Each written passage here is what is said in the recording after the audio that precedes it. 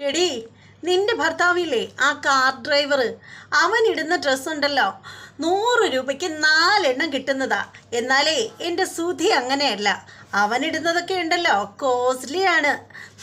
അത് മാത്രമല്ല, നിന്റെ കെട്ടിയവൻ്റെ പോലെ ഇടുന്ന ഡ്രസ്സിൽ നിറച്ച് വിയർപ്പും അഴുക്കും ഒന്നും സുധിയുടെ ഡ്രസ്സിലില്ല. അതുകൊണ്ടേ അവൻ്റെ ഡ്രസ്സ് എടുത്ത് നീ ഒന്ന് കഴുകിയെന്ന് പറഞ്ഞ് നിന്റെ കൈ അങ്ങ് ചൊറിയത്തൊന്നുമില്ല. എൻ്റെ പൊന്നേ, നമ്മുടെ ചന്ദ്രമതി പറയുകയാണ് നമ്മുടെ രേവതിയുടെ അടുത്ത്, എന്തിനാ നമ്മുടെ ഈ ചന്ദ്രമതി ഇങ്ങനെയൊക്കെ പറയുന്നത് എന്നൊക്കെ നിങ്ങൾക്ക് അറിയണ്ടേ? എന്തായിരിക്കും അതിനുള്ള കാരണം? രേവതി എന്ത് മറുപടിയായിരിക്കും നമ്മുടെ ചന്ദ്രമതിക്ക് കൊടുത്തത്? രേവതി എല്ലാ തവണത്തെയും കണക്ക് ഇങ്ങനെ മിണ്ടാണ്ടിരിക്കുന്നതൊന്നുമില്ല. നമ്മുടെ ചന്ദ്രമതിയെ നല്ല വൃത്തിയായിട്ട് പശയിട്ട് തേച്ചൊട്ടിച്ചൊരു മൂലയിൽ അങ്ങ് വെച്ച് കൊടുക്കുകയാണ്. അപ്പോൾ അതിലേക്കൊക്കെ പോവാം. അതിന് മുമ്പായിട്ട് ആരെങ്കിലും നമ്മുടെ ചാനൽ സബ്സ്ക്രൈബ് ചെയ്യാതെ ഉണ്ടെങ്കിൽ എത്രയും പെട്ടെന്ന് സബ്സ്ക്രൈബ് ചെയ്തോളൂ. അതോടൊപ്പം തന്നെ ബെല്ലൈക്കൻ കൂടി പ്രസ് ചെയ്യാനും മറക്കരുത്. അപ്പോൾ നമുക്ക് നേരെ നമ്മുടെ എപ്പിസോഡിൻ്റെ റിവ്യൂവിലേക്ക് പോകാം. ഇത് 26-ാം തീയതിയിലെ, അതായത് ഇന്നത്തെ എപ്പിസോഡിൻ്റെ റിവ്യൂ ആണ്. നല്ലൊരു അടിപൊളി എപ്പിസോഡാണ്, നല്ലൊരു സൂപ്പർ എപ്പിസോഡാണ്. അപ്പോൾ അതുകൊണ്ട് തന്നെ ആദ്യമേ തന്നെ എല്ലാവരും ഒന്ന് ലൈക്കൊക്കെ ചെയ്തിട്ടിരുന്നോളൂ. അപ്പോൾ നമുക്ക് നേരെ നമ്മുടെ എപ്പിസോഡിൻ്റെ റിവ്യൂവിലേക്ക് പോകാം കേട്ടോ. അങ്ങനെ നമ്മുടെ രേവതി സച്ചി പോകുന്ന നേരം ആകുമ്പോഴത്തേക്ക് ഇങ്ങനെ പിന്നാലെ ചെല്ലുകയാണ്. ടാറ്റ ബൈ ബൈ ഒക്കെ പറഞ്ഞു. അങ്ങനെ നമ്മുടെ സച്ചിയോട് രേവതി ആഗ്രഹം പറയുകയാണ്, ഒരുമിച്ചൊരു സെൽഫി എടുക്കണം എന്ന് ആഗ്രഹമൊക്കെ പറയുകയാണ്. അപ്പോൾ സച്ചി പറയുകയാണ്, അതിനെന്താ, നമുക്ക് സെൽഫി എടുക്കാമല്ലോ. അങ്ങനെ നമ്മുടെ സച്ചിയും രേവതിയും നിന്നിട്ട് സെൽഫിയൊക്കെ എടുത്തതിന് ശേഷം നമ്മുടെ സച്ചി പോകാനായിട്ട് തുടങ്ങുകയാണ്.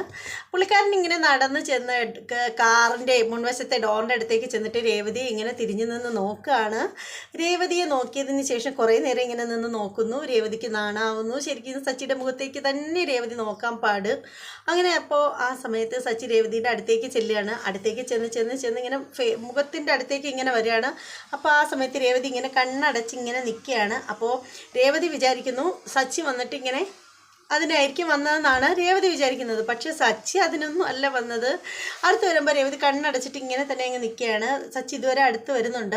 അതിനുശേഷം സച്ചി പറയുകയാണ്, രേവതി എന്ന് വിളിക്കുകയാണ്. അങ്ങനെ പെട്ടെന്ന് രേവതി കണ്ണു തുറന്നിട്ട് ഇങ്ങനെ നോക്കുമ്പോൾ രേവതി വിചാരിച്ചു ഓഹോ അതായിരിക്കും എന്ന്. അപ്പോൾ രേവതി ചോദിക്കുകയാണ്, എന്താ സച്ചി ഏട്ടാ? അതെ രേവതി, ഞാനൊരു കാര്യം പറയട്ടെ. എന്താ നിങ്ങൾക്ക് പറയാനുള്ളത്?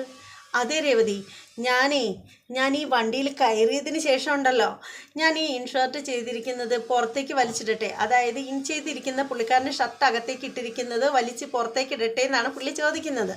അപ്പോൾ രേവതി ചോദിക്കുന്നത്, എന്തിനാ ഇപ്പോൾ അങ്ങനെ ചെയ്യുന്നത്? അതേ രേവതി, ഈ വണ്ടിയിലിരിക്കുന്ന സമയത്തെ ഭയങ്കര ചൂടാണ്, എപ്പോഴും AC ഇട്ടിരിക്കാൻ പറ്റില്ലല്ലോ, ഭയങ്കര ചൂടാണ് രേവതി. അതുകൊണ്ടേ ഞാൻ ശരിക്കും ഇവിടെ നിന്ന് പോകുന്ന കണക്കൊന്നുമല്ല, വീട്ടിൽ നിന്ന് പോയി കഴിഞ്ഞാൽ തന്നെ വണ്ടിക്കകത്തിരിക്കുമ്പോൾ 2 ബട്ടൺസ് മുകളിൽ നിന്ന് താഴേക്ക് ഇളക്കിയിട്ടിട്ടാണ് ഇരിക്കുന്നത്, അമ്മാതിരി ചൂടാണ്. അതുകൊണ്ടേ ശരിക്കും വിയർക്കും. അതുകൊണ്ട് ഞാൻ ഈ ഷർട്ട് മീതെ വലിച്ചിടട്ടെ എന്നിങ്ങനെ ചോദിക്കുകയാണ്. അപ്പോൾ രേവതി ഇങ്ങനെ സച്ചി നോക്കിയിട്ട് പറയണേ, അതെ, ഇന്നത്തെ ദിവസം എന്തായാലും ഇങ്ങനെ തന്നെ ഇരിക്കട്ടെ, നാളെ തൊട്ട് അങ്ങനെ ആയിക്കോട്ടെ. അല്ല, ഇവിടെ എല്ലാവരും കൂടി കളിയാക്കിയതിൻ്റെ ചമ്മൽ കൊണ്ടാണോ ഇങ്ങനെ പറയുന്നത്? അപ്പോൾ സച്ചി പറയണേ, ഏയ് അതുകൊണ്ടൊന്നുമല്ല, അതൊക്കെ ഇപ്പോൾ ആര് മൈൻഡ് ചെയ്യാനാണ്, ചൂടാ രേവതി. എന്തായാലും ഇന്നൊരു ദിവസത്തേക്ക് ഇങ്ങനെ തന്നെ ഇരുന്നോട്ടെ, എൻ്റെ ഒരു ആഗ്രഹമല്ലേ. അപ്പോൾ സച്ചി പറയണേ, ശരി, നീ അങ്ങനെ വാശി പിടിച്ചാൽ ഞാൻ എന്ത് ചെയ്യാനാണ്, അങ്ങനെ ആയിക്കോട്ടെ എന്ന് പറയുകയാണ്. അതിനുശേഷം സച്ചി മെല്ലെ നടന്ന് കാറിൻ്റെ ഡോറിൽ അടുത്ത് എത്തുകയാണ്. കാറ് തുറന്ന് അകത്തേക്ക് കയറിയിട്ട് രേവതി ഇങ്ങനെ നോക്കുകയാണ്. അപ്പോൾ രേവതി ഇവിടെ നിന്ന് ഇങ്ങനെ ടാറ്റ പറയുന്നുണ്ട്. അപ്പോൾ അതുപോലെ തന്നെ നമ്മുടെ സച്ചിയും തിരിച്ച് നമ്മുടെ രേവതിക്ക് ടാറ്റയൊക്കെ പറയുകയാണ്. അങ്ങനെ നമ്മുടെ സച്ചി അതിനുശേഷം പോവുകയാണ്. സച്ചി പോകുമ്പോഴത്തേക്ക് രേവതി ഇങ്ങനെ സച്ചി പോകുന്നത് നോക്കിയിരിക്കുകയാണ്. അതിനുശേഷം മെല്ലെ രേവതി നടന്നകത്തേക്ക് കയറുകയാണ്. അപ്പോൾ നമ്മുടെ രവീന്ദ്രൻ ഇങ്ങനെ ഇറങ്ങി വരികയാണ്. അപ്പോൾ ഇറങ്ങി വരുന്ന സമയത്ത് രവീന്ദ്രൻ രേവതിയോട് ചോദിക്കുകയാണ്, മോളെ രേവതി, ഇപ്പോൾ മോളെ ഈ കുടുംബത്തിലേക്ക് വന്നതിന് ശേഷം ആദ്യമായിട്ടാണ് മോളെ ഇത്രയും ഇതുപോലെ ചിരിച്ച് ഇത്രയും സന്തോഷത്തോടു കൂടി മോളെ അച്ഛൻ കാണുന്നത്. അത് അച്ഛന് സന്തോഷമായി മോളെ എന്നിങ്ങനെ പറയുകയാണ്. പക്ഷേ അച്ഛനതുകൊണ്ട് ഒരു കാര്യം മനസ്സിലായി, നിങ്ങൾക്കിടയിൽ സച്ചിയുടെയും മോളുടെയും ഇടയിൽ നടക്കേണ്ടതൊക്കെ നടന്നു എന്ന് അച്ഛന് മനസ്സിലായി എന്നിങ്ങനെ പറയുകയാണ്. അത് കേൾക്കുമ്പോൾ രേവതി ഇങ്ങനെ നാണത്തോടു കൂടി ഇങ്ങനെ കുനിഞ്ഞ് നിൽക്കുകയാണ്. അപ്പോൾ ആ സമയത്ത് രവീന്ദ്രൻ പറയാണ്, മോളെ ഈ കാര്യമുണ്ടല്ലോ മോള് അച്ഛമ്മയോടും അതുപോലെ തന്നെ മോളുടെ അമ്മയോടൊക്കെ വിളിച്ച് പറയണം കേട്ടോ, അവർക്ക് സന്തോഷമാവട്ടെ എന്നിങ്ങനെ പറയുകയാണ്. അപ്പോൾ രേവതി അച്ഛനോട് പറയാണ്, ശരി അച്ഛൻ ഞാൻ വിളിച്ച് പറയാം എന്നിങ്ങനെ പറയുകയാണ്. അതിനുശേഷം രേവതി പറയണം, അച്ഛന് ചായ വല്ലതും വേണോ? വേണ്ട മോളെ, ഞാനിപ്പോഴല്ലേ കാപ്പിയും ചായയൊക്കെ കുടിച്ചത്, ഇനി ഒന്നും വേണ്ട, അച്ഛന് ലേബർ കോർട്ട് വരെ ഒന്ന് പോകണം, ഇന്നാണ് കേസിന് വിധി പറയുന്നത് എന്ന് പറഞ്ഞിട്ട് നമ്മുടെ അച്ഛൻ ഇറങ്ങി പോവുകയാണ്. അപ്പോൾ ആ സമയത്തിന് നമ്മുടെ രേവതി നമ്മുടെ രവീന്ദ്രൻ പോകുമ്പോഴത്തേക്ക് അകത്തേക്ക് കയറി പോവുകയാണ്. അതേസമയം ഉണ്ടല്ലോ നമ്മുടെ പിന്നീട് കാണിക്കുന്നത് ശ്രുതിയുടെ അമ്മയാണ്. ശ്രുതിയുടെ അമ്മ റോഡ് നല്ല വെയിലുണ്ട്, അമ്മ ഇങ്ങനെ നടന്നു വരികയാണ്, കയ്യിൽ ഒരു ബിഗ് ഷോപ്പറൊക്കെ ചുരുട്ടി വെച്ചിട്ടുണ്ട്, പുള്ളിക്കാരത്തി നല്ല അവശതയിലാണ് നടക്കുന്നത്. അപ്പോൾ ഒരു പരിചയക്കാരി വന്നിട്ട് കാര്യം തിരക്കുകയാണ്, ആദിയെ തിരക്കുകയാണ്. അപ്പോൾ പറയണ്, ഞാൻ ആദിയെ പഠിക്കാൻ കൊണ്ടാക്കിയിട്ട് വരുന്ന വഴിയാണ് എന്ന് പറയുകയാണ്. അപ്പോൾ ചോദിക്കുകയാണ്, കല്യാണി വിളിക്കാറുണ്ടോ എന്നിങ്ങനെ ചോദിക്കുമ്പോൾ ആ മോള് വിളിക്കാറൊക്കെ ഉണ്ട്, കുഴപ്പമൊന്നുമില്ല, എന്നാൽ മോള് നാട്ടിലേക്കൊക്കെ വരാറുണ്ടോ എന്നിങ്ങനെ ചോദിക്കുമ്പോൾ അവൾക്ക് ജോലി തിരക്കും കാര്യങ്ങളൊക്കെ ഇല്ലേ, അതുകൊണ്ട് അവൾ അങ്ങനെ വരാറൊന്നും ഇല്ല എന്നിങ്ങനെ അമ്മ വിമല പറയുകയാണ്.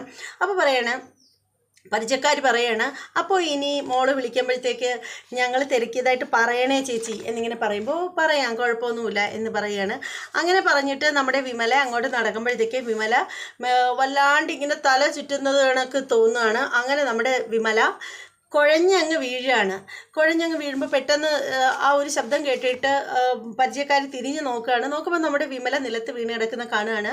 അങ്ങനെ അവർ ഓടി വന്നിട്ട് അയ്യോ ചേച്ചി എന്താ ചേച്ചി പറ്റിയത്, ചേച്ചിക്ക് എന്താ പറ്റിയത് എന്ന് പറഞ്ഞിട്ട് നമ്മുടെ വിമലയെ ഇങ്ങനെ തട്ടി വിളിക്കുന്നുണ്ട്. പക്ഷേ പുള്ളിക്കാരത്തേക്ക് ഒരനക്കവും ഇല്ല. അങ്ങനെ നമ്മുടെ അവരുടെ വിളിയും ഒച്ചപ്പാടും ഒക്കെ കേട്ടിട്ട് ബാക്കിയുള്ള ആളുകളൊക്കെ റോഡിൽ വെച്ചാണ് നടക്കുന്നത്, മെയിൻ റോഡിൽ വെച്ചിട്ട്. അപ്പോൾ എല്ലാവരും കൂടി ഓടി വന്നിട്ട് വിമലയെ കോരി മടിയിൽ കിടത്തിയിട്ട് ആ ചേച്ചി എന്നിട്ട് വിമലയുടെ മുഖത്ത് വെള്ളം കൊണ്ടുവന്ന് തളിക്കുകയാണ്. വെള്ളം കുറച്ച് വിട്ടാൻ തളിക്കുമ്പോഴത്തേക്ക് വിമല മെല്ലെ കണ്ണ് തുറക്കുമ്പോൾ അവർക്കൊക്കെ സന്തോഷമാണ്, കൂടി നിൽക്കുന്ന ആളുകൾക്കൊക്കെ സന്തോഷമാണ്. എന്താ ചേച്ചി, എന്താ പറ്റി, ചേച്ചി എന്താ രാവിലെ ഒന്നും കഴിച്ചില്ലേ എന്നൊക്കെ ചോദിക്കുകയാണ്. അപ്പോൾ വിമല പറയാണ്, ഞാൻ കഴിക്കുകയൊക്കെ ചെയ്തായിരുന്നു, വീട്ടിൽ നിന്ന് ഇറങ്ങിയപ്പോൾ ഭക്ഷണമൊക്കെ കഴിച്ചിട്ടുണ്ടായിരുന്നു, പക്ഷേ എന്താണെന്നറിയില്ല, കുറച്ച് ദിവസമായിട്ട് ഇതുപോലെ തലചുറ്റലുണ്ട് എന്നിങ്ങനെ പറയാണ്. പക്ഷേ ഇതുപോലെ വീണ് പോകുമെന്ന് വിചാരിച്ചില്ല, എനിക്ക് ശരിക്കും പറയുകയാണെങ്കിൽ കണ്ണിൽ ഇരുട്ട് കയറുന്നത് പോലെ തോന്നി എന്നിങ്ങനെ പറയുകയാണ്. അപ്പോൾ ഉടനെ തന്നെ നമ്മുടെ പരിചയക്കാരിയും തൊട്ടുകൂടെ ആളുകളൊക്കെ പറയണം ഹോസ്പിറ്റലിൽ പോവാം എന്ന് പറയുമ്പോൾ വിമല പറയണേ, വേണ്ട, എനിക്കിപ്പോൾ ഹോസ്പിറ്റലിലൊന്നും പോവണ്ട, സാധാരണ എനിക്കിപ്പോൾ കുറച്ച് ദിവസമായിട്ട് വരുന്നുണ്ട്, പക്ഷേ ഇങ്ങനെ ഒരു തലചുറ്റൽ പോലെ വരുമ്പോൾ ഞാൻ എവിടെയെങ്കിലും ഇരിക്കും, കുറച്ച് കഴിയുമ്പോൾ അങ്ങ് പോവും, പക്ഷേ ഇതുപോലെ മയങ്ങി വീഴുന്നത് ഇന്ന് ആദ്യമായിട്ടാണ് എന്ന് പറയണം. അങ്ങനെ പറയുമ്പോഴത്തേക്ക് പറയണം, എന്തായാലും ചേച്ചി ഇവിടെ നമുക്ക് ചേച്ചിയെ പിടിച്ചുകൊണ്ട് ഒരിടത്ത് ഇരുത്താമെന്ന് പറഞ്ഞിട്ട് നമ്മുടെ വിമലയെ എല്ലാവരും കൂടി പിടിച്ചുകൊണ്ട് നല്ല വെയിറ്റിംഗ് ഷെഡിൽ കൊണ്ടുവന്ന് ഇരുത്തുകയാണ്. അതിനുശേഷം പറയുകയാണ്, ചേച്ചി ഹോസ്പിറ്റലിൽ പോവാൻ ചേച്ചി. അയ്യോ വേണ്ട, എനിക്ക് ഹോസ്പിറ്റലിലൊന്നും പോകണ്ട, ഞാൻ പിന്നീട് ഹോസ്പിറ്റലിൽ വല്ലതും പോകണമെങ്കിൽ ഞാൻ പിന്നെ പൊയ്ക്കോളാം എന്നിങ്ങനെ പറയുകയാണ്. എന്നിട്ട് നമ്മുടെ വിമലയ്ക്ക് തൊണ്ട വരളുന്നത് കണക്ക് തോന്നുകയാണ്. അങ്ങനെ വിമല പറയുകയാണ്, എനിക്ക് കുറച്ച് വെള്ളം വേണം എന്ന് പറയുമ്പോൾ ഒരാൾ ഒരു കുപ്പി വെള്ളം കൊണ്ടുവന്ന് കൊടുക്കുകയാണ്. അങ്ങനെ നമ്മുടെ വിമല വെള്ളമൊക്കെ കുടിക്കുകയാണ്. അതിനുശേഷം പരിചയക്കാരി ചേച്ചി പറയുകയാണ്, കല്യാണി അറിയിക്കണ്ടേ, അത് കുഴപ്പമില്ല, ഞാൻ മോളെ വിളിക്കുമ്പോൾ പറഞ്ഞോളാം എന്നിങ്ങനെ പറയാണ്. അങ്ങനെ അവരെല്ലാവരും കൂടി പോവുകയാണ്, വന്നവരെല്ലാം പല വഴിക്കായിട്ട് പോവുകയാണ്. അങ്ങനെ നമ്മുടെ വിമല മാത്രമായിട്ട് അവിടെ ഇങ്ങനെ ഇരിക്കുകയാണ്. അപ്പോൾ വിമല പെട്ടെന്ന് നമ്മുടെ ശ്രുതിയെ പറ്റി ഓർക്കുകയാണ്. അപ്പോൾ വിമല വിചാരിക്കുകയാണ്, എന്തായാലും ശ്രുതിയെ വിളിച്ച് കാര്യം പറയാം, കല്യാണി മോളെ വിളിച്ച് കാര്യം പറയാം, വയ്യാതായതിൻ്റെ കാര്യം വിളിച്ച് പറയാം എന്നും പറഞ്ഞിട്ട് നമ്മുടെ വിമല ഫോൺ വിളിക്കുകയാണ്, നമ്മുടെ ശ്രുതിക്ക് വിളിക്കുകയാണ്. അപ്പോൾ അങ്ങനെ ശ്രുതിയുടെ ഫോണ് റിങ് ചെയ്യുകയാണ്. അപ്പോൾ ആ സമയത്ത് നോക്കുമ്പോൾ നമ്മുടെ ശ്രുതി വാഷ്റൂമിലാണ്. അപ്പോൾ ആ കോള് വന്നെടുക്കുന്നത് നമ്മുടെ ചന്ദ്രമതിയാണ്. അപ്പോൾ ചന്ദ്രമതി നോക്കുമ്പോൾ ഇതെന്താ ഇത്, പേരൊന്നും ഇല്ലല്ലോ, നമ്പർ മാത്രമല്ലേ ഉള്ളൂ, ഇതാരായിരിക്കും വിളിക്കുന്നത്, ആരെങ്കിലും ആവട്ടെ, എന്തായാലും മോള് വന്നിട്ട് തിരിച്ച് വിളിക്കട്ടെ എന്ന് പറഞ്ഞിട്ട് നമ്മുടെ ചന്ദ്രമതി ഫോൺ അവിടെ തന്നെ വെക്കുകയാണ്. ഫോൺ അവിടെ വെക്കുമ്പോഴത്തേക്ക് വീണ്ടും കോള് വരികയാണ്. വീണ്ടും കോള് വരുമ്പോൾ നമ്മുടെ ചന്ദ്രമതി ഫോൺ എടുത്തിട്ട് ഇനി ആരെങ്കിലും പാർലറിൻ്റെ ആവശ്യത്തിന് വേണ്ടിയിട്ട് എന്തെങ്കിലും വർക്ക് കൊടുക്കാനായിട്ട് വിളിക്കുന്നതായിരിക്കും, അങ്ങനെയാണെങ്കിൽ ഫോണ് എടുക്കാതിരുന്ന ചിലപ്പോൾ ആ വർക്ക് നഷ്ടപ്പെട്ടാലോ, എന്തായാലും ഒരു കാര്യം ചെയ്യാം, ഫോൺ എടുത്ത് കളയാം എന്ന് പറഞ്ഞിട്ട് നമ്മുടെ ചന്ദ്രമതി ഫോൺ എടുക്കുകയാണ്. അപ്പോഴത്തേക്ക് ചോദിക്കുകയാണ്, ഹലോ ആരാണ് എന്നിങ്ങനെ ചോദിക്കുമ്പോൾ തന്നെ അപ്പുറത്ത് വശത്ത് നിന്ന് പറയുകയാണ്, നമ്മുടെ വിമല പറയണേ, ആഹാ കല്യാണി മോളല്ലേ, മോളെ കല്യാണി, മോൾക്ക് ജോലിക്കൊക്കെ പോയോ മോള് ജോലി സ്ഥലത്താണോ ഉള്ളത് എന്ന് പറഞ്ഞിട്ട് ചോദിക്കുകയാണ്. അപ്പം നമ്മുടെ ചന്ദ്രമതി ചോദിക്കും, കല്യാണിയോ, ഇതാരായി കല്യാണി എന്നും പറഞ്ഞിങ്ങനെ അന്തം വിട്ട് നിൽക്കുകയാണ് നമ്മുടെ ചന്ദ്രമതി. അപ്പോൾ ഉടനെ തന്നെ ചന്ദ്രമതിയുടെ മനസ്സ് ഇത് എന്താണെന്നറിയാത്ത ഒരു അങ്കലാപ്പിലായി പോവുകയാണ് ചന്ദ്രമതി. അപ്പോൾ തന്നെ പറയാണ്, ചന്ദ്രമതി തിരിച്ചങ്ങോട്ട് ചോദിക്കുകയാണ്, അല്ല നിങ്ങളാരാ സംസാരിക്കുന്നത് എന്ന് ചോദിക്കുകയാണ്. അത് കേൾക്കുമ്പോഴത്തേക്ക് തന്നെ വിമലയ്ക്ക് മനസ്സിലാവുകയാണ്, അയ്യോ ദൈവമേ, ഇത് മോളുടെ അമ്മായിയമ്മയാണല്ലോ കോൾ എടുത്തത്. ഇനിയിപ്പോൾ എന്താ ചെയ്യുക? പെട്ടെന്ന് തന്നെ വിമല പറയുകയാണ്, അയ്യോ ഞാൻ നമ്പർ മാറി വിളിച്ചതാണ് കേട്ടോ, നിങ്ങൾ ക്ഷമിക്കണേ, ഇത് നമ്പർ മാറി വന്ന കോളാണ് എന്ന് പറഞ്ഞിട്ട് പെട്ടെന്ന് തന്നെ നമ്മുടെ വിമല കോൾ കട്ട് ചെയ്യുകയാണ്. അങ്ങനെ നമ്മുടെ ചന്ദ്രമതി ഫോൺ കൊണ്ടുവന്നങ്ങ് മാറ്റി വയ്ക്കുകയാണ്. പിന്നെ അതേ സമയത്ത് കാണിക്കുന്നതെന്ന് വെച്ചാൽ നമ്മുടെ സച്ചിയാണ്. എന്താണ് സച്ചിയെ കാണിക്കുന്നതെന്ന് വെച്ചാൽ അവിടെ ഡ്രൈവർമാരെല്ലാവരും ഉണ്ട്. സ്റ്റാൻഡാണ് കാണിക്കുന്നത്, വണ്ടി ഇടുന്ന ടാക്സി സ്റ്റാൻഡാണ് കാണിക്കുന്നത്. സച്ചി നിലത്ത് കുറച്ച് പേപ്പറൊക്കെ വിരിച്ചിട്ട് അവിടെ ഇങ്ങനെ വട്ടക്കാലിട്ട് ചെമ്മണക്കാലം പൂട്ടി ഇങ്ങനെ ഇരിക്കുകയാണ്. അപ്പോൾ കൂട്ടുകാരൻ മഹേഷും ബാക്കിയുള്ളവരൊക്കെ അടുത്ത് തന്നെ ഉണ്ട്. അപ്പോൾ സച്ചി ഇങ്ങനെ ഇരുന്ന് കണക്ക് കൂട്ടുകയാണ്, ഇങ്ങനെ അങ്ങനെയൊക്കെ എന്താ പറയുക, അങ്ങനെയൊക്കെ പുള്ളിക്കാരൻ ഇരുന്ന് കണക്ക് കൂട്ടുകയാണ്. അപ്പോൾ ഈ മഹേഷും ബാക്കി ഫ്രണ്ട്സൊക്കെ ഇങ്ങനെ സച്ചിയെ തന്നെ നോക്കുകയാണ്. അവർ ചോദിക്കണേ, അവൻ ഇത് എന്തായി കാണിക്കുന്നത്, അവനിത് എന്താ പറ്റിയേ, വന്നപ്പോൾ തൊട്ടേ ഇവൻ എന്താ ഇത്, ഇവൻ എന്തെങ്കിലും കുഴപ്പമുണ്ടോ എന്ന് പറഞ്ഞിട്ട് എല്ലാവരും ഇങ്ങനെ സച്ചിയെ നോക്കുകയാണ്. അപ്പോൾ ചോദിക്കുകയാണ്, എടാ സച്ചി എന്താടാ നീ കാണിക്കുന്നത്, നിനക്കിതെന്താ പറ്റിയേ എന്ന് പറഞ്ഞിട്ട് എല്ലാവരും ചോദിക്കുകയാണ്. അല്ലടാ മഹേഷേ, എനിക്കൊരു കാര്യം ചോദിക്കാനുണ്ടായിരുന്നു. എന്താ നിനക്ക് ചോദിക്കാനുള്ളത്? അത് പിന്നെ എടാ എന്താണേലും നീ ചോദിക്കേ. അതെടാ മഹേഷേ, അത് നമ്മളുണ്ടല്ലോ, നമ്മൾ വിവാഹം കഴിഞ്ഞാൽ നമുക്ക് എത്ര നാൾ കഴിയുമ്പോഴാണ് കുട്ടികളുണ്ടാവുന്നത്? ഇതെന്താടാ ഇങ്ങനെയൊരു ചോദ്യം? അല്ല മഹേഷേ, സാധാരണ എത്ര നാൾ കഴിയുമ്പോഴാണ്, അല്ല അതൊക്കെ പോട്ടെ, നിൻ്റെ അച്ഛനും അമ്മയ്ക്കും നീ എത്ര നാൾ കഴിഞ്ഞപ്പോഴാണ് ഉണ്ടായത്? അപ്പം മഹേഷ് പറയണേ, എടാ നീ ഇതെന്താടാ ചോദിക്കുന്നത് സച്ചി, നിനക്ക് എന്താ പ്രശ്നം? അല്ല മഹേഷ് നീ പറ. ഞാൻ എൻ്റെ അച്ഛനോട് ചോദിച്ചപ്പോഴേ അച്ഛൻ പറഞ്ഞ എന്താണെന്നറിയാമോ? സുതിപ്പയ്യൻ 12 മാസം കഴിഞ്ഞപ്പോഴാണ് ജനിച്ചതെന്ന്. എടാ മഹേഷേ സത്യം പറ, നീ എത്ര വയസ്സിലാണ് നിൻ്റെ അച്ഛൻ്റെ അമ്മേരെയും വിവാഹം കഴിഞ്ഞിട്ട്? നീ ആണല്ലോ മൂത്ത മോൻ, അപ്പം നീ എത്ര നാൾ കഴിഞ്ഞപ്പോഴാണ് ജനിച്ചത്? അപ്പം പറയണേ, എടാ എനിക്കറിയില്ല, അതൊക്കെ എനിക്കെങ്ങനെ അറിയാം? എടാ മണ്ടാ, നിനക്കൊന്ന് ചോദിച്ചുകൂടെ ഇതൊക്കെ? ഇതൊക്കെയാണോ അച്ഛൻ്റെ അമ്മയുടെ അടുത്ത് ചെന്ന് ചോദിക്കുന്നത്? നിനക്ക് എന്താടാ സച്ചി, നീ എന്തിനാ ഇങ്ങനെയൊക്കെ പറയുന്നത്? ഉടനെ തന്നെ സച്ചി പറയണം, എടാ അങ്ങനെയാണെങ്കിൽ അതൊക്കെ പോട്ടെ, എടാ നിൻ്റെ വിവാഹം കഴിഞ്ഞ് നിനക്ക് എത്ര നാൾ കഴിഞ്ഞപ്പോഴാണ് കുട്ടി ഉണ്ടായത്? അപ്പോൾ ഉടനെ മഹേഷ് ചോദിക്കണേ, നീ എന്തിനാടാ ഇങ്ങനെയൊക്കെ ഇതൊക്കെ ഇപ്പോൾ തിരക്കുന്നത്? എടാ നീ പറ, ഇവിടെ ബാക്കിയുള്ളൊരു ടെൻഷൻ അടിച്ച് പണ്ടറും പിടിച്ചിരിക്കുകയാടാ, ഒന്ന് പറ. അപ്പോൾ ഉടനെ ഇങ്ങനെ മഹേഷ് ഇങ്ങനെ ആലോചിച്ചിട്ടുണ്ട്, എടാ അതൊരു 2-3 വർഷം കഴിഞ്ഞടാ. രക്ഷപ്പെട്ട്. എന്താടാ അതിന് നീ രക്ഷപ്പെടുന്നത് ഇങ്ങനെ? അല്ലടാ, വിവാഹമൊക്കെ കഴിഞ്ഞിട്ടേ ഈ 2-3 വർഷം കഴിഞ്ഞിട്ടല്ലേ നിനക്ക് കുട്ടി ജനിച്ചത്, അപ്പം അതുകൊണ്ടുള്ളൊരു സന്തോഷം പറയണം. അതിന് നീ എന്തിനാടാ സന്തോഷിക്കുന്നത്? അതല്ല ഞാൻ പറഞ്ഞത് എന്താണെന്ന് വെച്ചാലേ, ഞാൻ പറഞ്ഞത് നീ ഒന്ന് ശ്രദ്ധിച്ച് കേൾക്കും മഹേഷേ. നിങ്ങളുടെ ആ മുഹൂർത്തം എന്നായിരുന്നു കല്യാണം കഴിഞ്ഞിട്ട്? അപ്പോൾ ഉടനെ മഹേഷ് എന്ത് മുഹൂർത്തം? എടാ ഈ കല്യാണമൊക്കെ കഴിയുമ്പോൾ ഒരു മുഹൂർത്തം ഉണ്ടാവില്ലേ, ആ മുഹൂർത്തം. അപ്പോൾ മഹേഷ് ഇങ്ങനെ അന്തം വിട്ടിരിക്കുന്നു, ഇവനെന്താ പ്രാന്ത് പിടിച്ചോ? അപ്പോൾ നമ്മുടെ സച്ചിയുടെ ഫ്രണ്ട്സ് പറയണം, എടാ ഇവൻ പറയുന്നതേ ശാന്തി മുഹൂർത്തത്തിനെ പറ്റിയാണ് എന്നിങ്ങനെ പറയണം. അതോ എടാ, അത് നമ്മുടെ കല്യാണം കഴിഞ്ഞതിൻ്റെ അന്ന് തന്നെയായിരുന്നു ഫസ്റ്റ് നൈറ്റ് എന്നിങ്ങനെ പറയണം. അപ്പോൾ ഉടനെ പറയണം, കല്യാണം കഴിഞ്ഞതിൻ്റെ അന്നാ? എടാ നീ ഭയങ്കരനാണ് കേട്ടാടാ എന്നൊക്കെ പറയാണ്. അപ്പോൾ ഉടനെ പറയണം, എടാ എന്നിട്ടും നിനക്ക് 3 വർഷം കഴിഞ്ഞിട്ടാണോ കുട്ടി ഉണ്ടായത് എന്നിങ്ങനെ ചോദിക്കണം. അപ്പോൾ പറയണം, അതേടാ അതിനെന്താ? അപ്പോൾ തൊട്ടടുത്തിരിക്കുന്ന മറ്റൊരു ഡ്രൈവറോട് സച്ചി ചോദിക്കണം, അല്ല ചേട്ടൻ്റെ വിവാഹം കഴിഞ്ഞപ്പോൾ എത്ര നാൾ കഴിഞ്ഞപ്പോഴാണ് ചേട്ടന് കുട്ടി ഉണ്ടായത്? അപ്പോൾ ഉടനെ അങ്ങേര് പറയുവാണ്, അത് പിന്നെ 10 മാസം. 10 മാസം. ഓ, ഇതാകെ കൺഫ്യൂഷൻ ആയല്ലോ.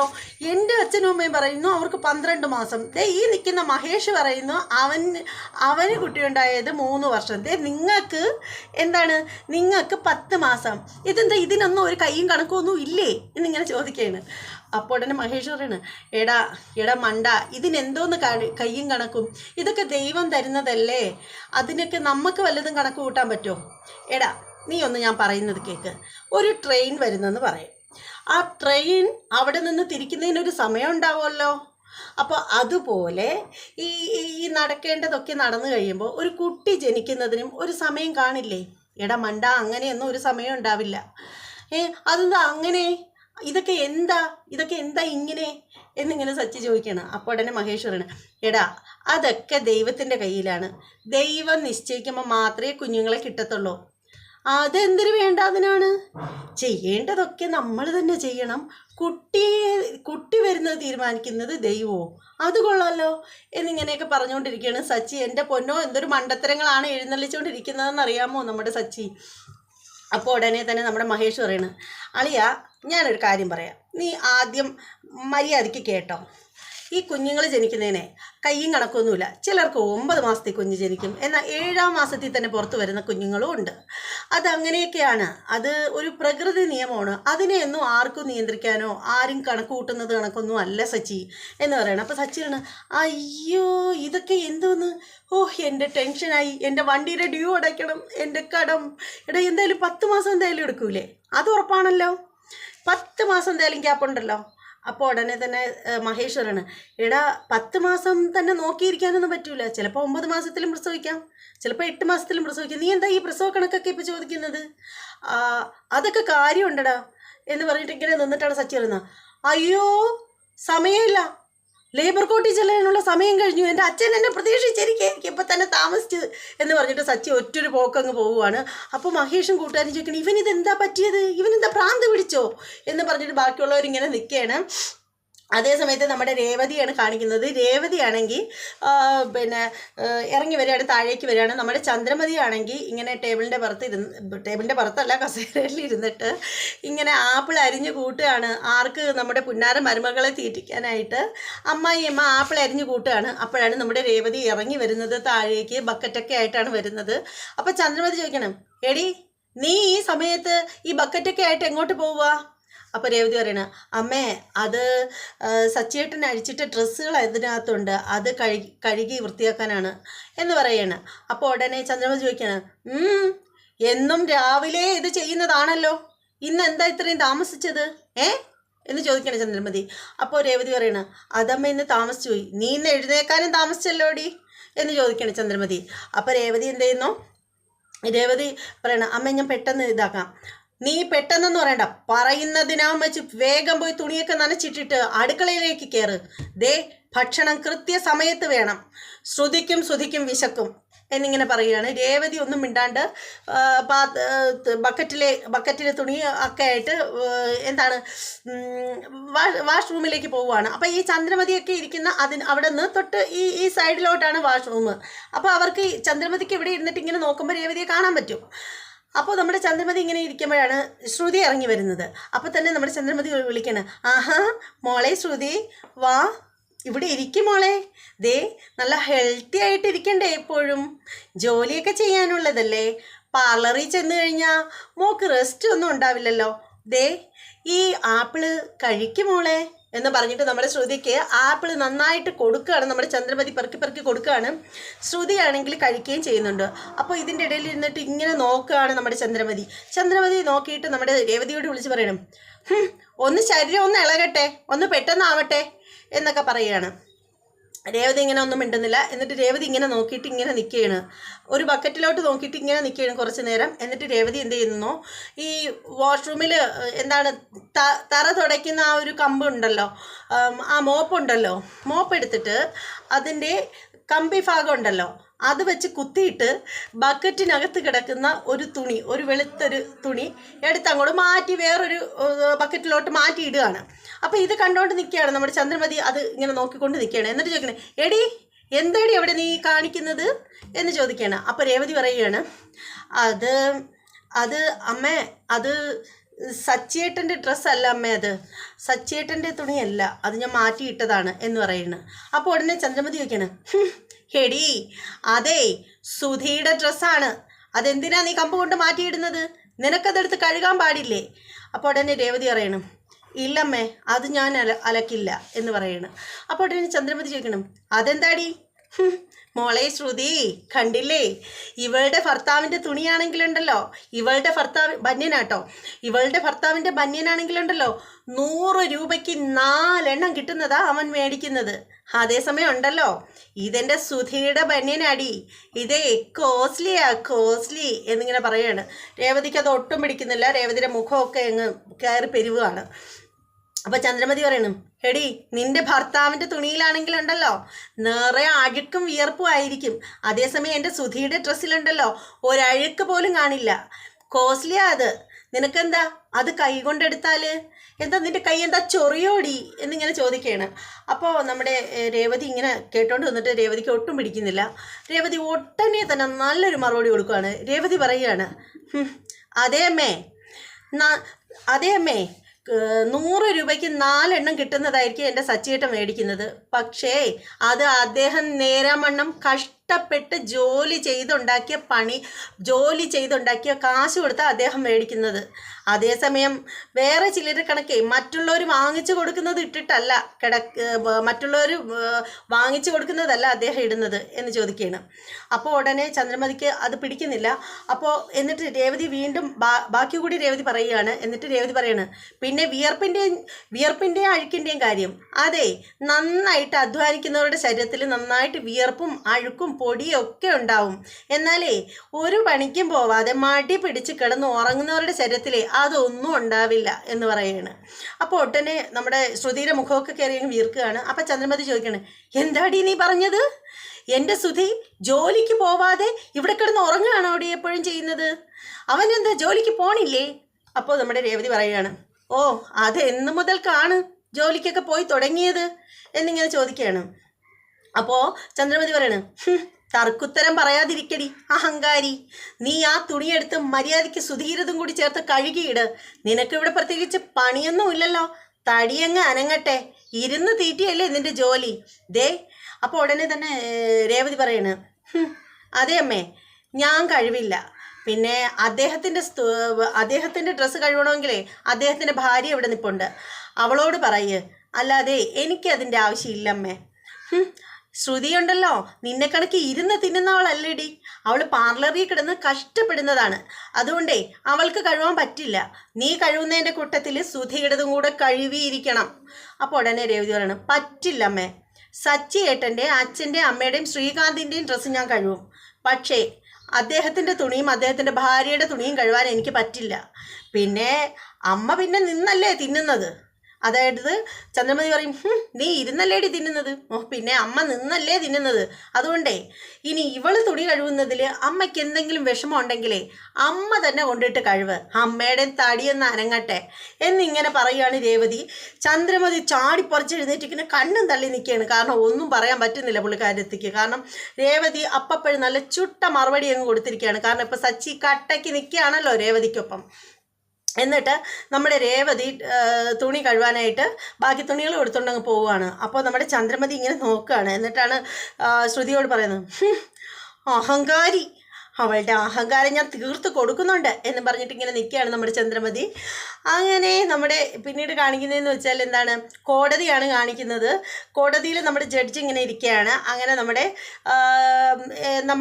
രവീന്ദ്രനെ വാദിക്കാനായിട്ട് നിർത്തിയിരിക്കുകയാണ്. അങ്ങനെ നമ്മുടെ രവീന്ദ്രനോട് കാര്യങ്ങൾ ചോദിക്കുകയാണ്, എന്താണ് നിങ്ങൾക്ക് പറയാനുള്ളത് എന്നിങ്ങനെ ചോദിക്കണം. അപ്പോൾ രവീന്ദ്രൻ പറയാണ്, ബഹുമാനപ്പെട്ട കോടതി മുമ്പാകെ സത്യമൊക്കെ പറയുള്ളൂ എന്നൊക്കെ പുള്ളിക്കാരൻ പറയുകയാണ്. എന്നിട്ട് പറയുകയാണ്, എനിക്ക് പറയാനുള്ളത് എന്താണെന്ന് വെച്ചാൽ ഞാൻ വളരെ കൃത്യമായിട്ട് എൻ്റെ ജോലി ചെയ്ത അതായത് പുള്ളിക്കാരൻ ഡ്രൈവറായിരുന്നല്ലോ, ട്രാൻസ്പോർട്ട് ബസ് ഓടിക്കുന്ന ഡ്രൈവറായിരുന്നു. അപ്പോൾ അവിടെ നിന്ന് വിരമിക്കുന്നത് വരെ, സർവീസിൽ നിന്നും വിരമിക്കുന്നത് വരെ ഞാൻ ആത്മാർത്ഥമായിട്ട് ഒരൊറ്റ ലീവ് പോലും എടുക്കാതെ ജോലി ചെയ്തൊരു ജോലി ചെയ്തൊരു ഉദ്യോഗസ്ഥനായിരുന്നു ഞാൻ. ശരിക്കും പറയുകയാണെങ്കിൽ എൻ്റെ ആഗ്രഹം എന്ന് പറഞ്ഞാൽ മരിക്കുന്നത് വരെ ജോലി ചെയ്യണം എന്നുള്ളതായിരുന്നു. പക്ഷേ പെൻഷൻ പറ്റിക്കഴിഞ്ഞാൽ പിന്നെ പറ്റത്തില്ലല്ലോ. അങ്ങനെയാണ് എനിക്ക് സർവീസിൽ നിന്ന് വിരമിച്ചതിന് ശേഷം ജോലി ചെയ്യാൻ പറ്റില്ലല്ലോ. പക്ഷേ എനിക്ക് സർവീസിൽ നിന്ന് വിരമിച്ചപ്പോൾ എനിക്ക് അനുവദിച്ചിരുന്ന പെൻഷൻ ഇദ്ദേഹം തടഞ്ഞു വെച്ചിരിക്കുകയാണെന്നാണ് പറയുന്നത്. നമ്മുടെ വർഷയുടെ അച്ഛൻ്റെ കാര്യമാണ് പറയുന്നത്. പുള്ളി തടഞ്ഞു വെച്ചിരിക്കുകയാണ്. ഞാനത് കഷ്ടപ്പെട്ട എൻ്റെ അധ്വാനത്തിൻ്റെ ഫലമാണ് ആ പെൻഷൻ കാശ്. അതെനിക്ക് കിട്ടണം. കാര്യം എന്താണെന്ന് വെച്ചാൽ എനിക്ക് ഒരുപാട് കടങ്ങളുണ്ട്, ബുദ്ധിമുട്ടുകളും ബാധ്യതകളൊക്കെ ഒരുപാടുണ്ട്. എനിക്ക് ആ പൈസ കിട്ടിയിരുന്നെങ്കിൽ എനിക്ക് ഒരുപാട് ഉപയോഗപ്പെട്ടാനെ എന്നൊക്കെ പറഞ്ഞിട്ട് നമ്മുടെ രവീന്ദ്രൻ പറയുകയാണ്. അപ്പോൾ നമ്മുടെ ഇടയ്ക്ക് കയറി നമ്മുടെ വർഷയുടെ അച്ഛൻ, എനിക്ക് പുള്ളിയുടെ പേര് മറന്നു പോകുന്നുണ്ട്, അദ്ദേഹം സംസാരിക്കാനായിട്ട് തുടങ്ങുകയാണ്. അപ്പോൾ നമ്മുടെ ജഡ്ജി പറയണേ, നിങ്ങളോട് ചോദിച്ചില്ലല്ലോ, നിങ്ങളോട് ചോദിക്കുന്ന സമയത്ത് നിങ്ങൾ പറഞ്ഞാൽ മതി, ഇപ്പോൾ ഇദ്ദേഹം പറയട്ടെ എന്നിങ്ങനെ ചോദിക്കുകയാണ്. അങ്ങനെ കോടതിയിൽ നമ്മുടെ ജഡ്ജി ചോദിക്കുകയാണ്, നിങ്ങളോട് എന്താണ് ഈ ഓഫീസർക്ക് ഇത്ര വൈരാഗ്യം വരാൻ കാരണം? ഇയാൾ എന്തിൻ്റെ പേരിലാണ് താങ്കൾക്ക് അനുവദിച്ച പെൻഷൻ തടഞ്ഞു വെച്ചിരിക്കുന്നത് എന്നിങ്ങനെ ചോദിക്കുകയാണ്. അപ്പം നമ്മുടെ രവീന്ദ്രൻ പറയുകയാണ്, അത് എന്താണെന്ന് വെച്ചാൽ മറ്റൊന്നുമല്ല കാര്യം. ഞാൻ റിട്ടയർഡ് ആയ സമയത്ത് എനിക്കൊരു പാർട്ടി തരാനായിട്ട് എല്ലാവരും കൂടി തുടങ്ങിയിട്ടുണ്ടായിരുന്നു. അങ്ങനെ ഞാൻ ആ പാർട്ടിയിൽ പങ്കെടുത്തിരുന്ന സമയത്ത് ഇദ്ദേഹം വളരെ മോശമായിട്ട് എന്നോട് പെരുമാറി. അങ്ങനെ അത് കണ്ടിട്ട് സഹിക്കാൻ വയ്യാതെ എൻ്റെ രണ്ടാമത്തെ മകൻ ഇദ്ദേഹത്തിൻ്റെ ഷർട്ടിൻ്റെ കോളറിൽ കയറി പിടിച്ചു. ആ ഒരു വൈരാഗ്യം വെച്ചിട്ടാണ് ഇദ്ദേഹം എനിക്ക് അനുവദിക്കേണ്ടിയിരുന്ന ആ ഒരു പെൻഷൻ തുകയല്ല, എൻ്റെ പെൻഷൻ ഇദ്ദേഹം തടഞ്ഞു വെച്ചത് ആ ഒരു കാരണം കൊണ്ടാണ് എന്നിങ്ങനെ പറയുകയാണ്. അപ്പോൾ ഇതിങ്ങനെ പറഞ്ഞുകൊണ്ടിരിക്കുമ്പോൾ നമ്മുടെ സച്ചി അങ്ങോട്ടേക്ക് ഓടിക്കയറി വരുന്നു. അച്ഛാ എന്ന് വിളിച്ചുകൊണ്ട് അലറിക്കൊണ്ട് കോടതിക്കകത്തേക്ക് കയറി വരികയാണ്. എന്താ പറയുക, സച്ചി ഓടിക്കൊണ്ടാണ്, അച്ഛാ ഞാൻ താമസിച്ചോ അച്ഛാ എന്ന് പറഞ്ഞിട്ട് വന്നിട്ട് ഇങ്ങനെ നമ്മുടെ രവീന്ദ്രനെ ഇങ്ങനെ കയറി പിടിക്കുകയാണ്. ഞാൻ താമസിച്ചോ അച്ഛാ എന്ന് പറഞ്ഞിട്ട്. അപ്പോൾ ഉടനെ തന്നെ നമ്മുടെ ജഡ്ജി ചോദിക്കണം, ആരാണ് ഇങ്ങനെ കയ്യിലൊക്കെ ഇട്ട് ജഡ്ജി ഈ അടി. എന്നിട്ട് പറയണം, ആരാണ് കോടതിക്കകത്തേക്ക് അനുവാദമില്ലാതെ അതിക്രമിച്ച് കയറിയത് ആര് എന്നും പറഞ്ഞിട്ട് ജഡ്ജി ചോദിക്കുകയാണ്. നമ്മുടെ സച്ചി വിരണ്ട് ഇങ്ങനെ നിൽക്കുകയാണ്. രവീന്ദ്രൻ ഇങ്ങനെ സച്ചിയെ ഇങ്ങനെ ചേർത്ത് പിടിച്ച് വെച്ചിരിക്കുകയാണ്. നിങ്ങൾക്കറിയില്ലേ കോടതിയിൽ അനുവാദമില്ലാതെ കടന്നു വരരുതെന്ന്? ആരാണ് എന്നും പറഞ്ഞിട്ട് നമ്മുടെ ജഡ്ജി ചൂടായിട്ടിരിക്കുകയാണ്. അങ്ങനെ സച്ചി അന്തം വിട്ട് ഇങ്ങനെ ഇരിക്കുകയാണ്. രവീന്ദ്രനാണെങ്കിൽ പേടിച്ച് മോനെ ഇങ്ങനെ ചേർത്ത് പിടിച്ചിരിക്കുകയാണ്. അങ്ങനെ ഇന്നത്തെ എപ്പിസോഡ് കഴിയുകയാണ്. എന്തായാലും നല്ലൊരു അടിപൊളി എപ്പിസോഡായിരുന്നു. ഇന്നത്തെ എപ്പിസോഡ് ഇഷ്ടപ്പെട്ടവരെല്ലാം ഒരു ലൈക്ക് ചെയ്യണം. നിങ്ങളുടെ അഭിപ്രായങ്ങളും നിർദ്ദേശങ്ങളും ഒക്കെ നിങ്ങൾ കമൻറ്റ് ചെയ്തേക്കണം. ഇതുവരെ നമ്മുടെ ചാനൽ സബ്സ്ക്രൈബ് ചെയ്തിട്ടില്ലാത്തവരൊക്കെ ഒന്ന് സബ്സ്ക്രൈബ് ചെയ്തോളൂ. അതോടൊപ്പം ബെല്ലൈക്കൻ അമർത്താനും മറക്കരുത്. ഇനി മറ്റൊരു എപ്പിസോഡിൻ്റെ റിവ്യൂമായിട്ടും പ്രൊമോ വീഡിയോയുമായിട്ടൊക്കെ ഞാൻ വരാം. അതുവരെ എല്ലാവർക്കും ബൈ.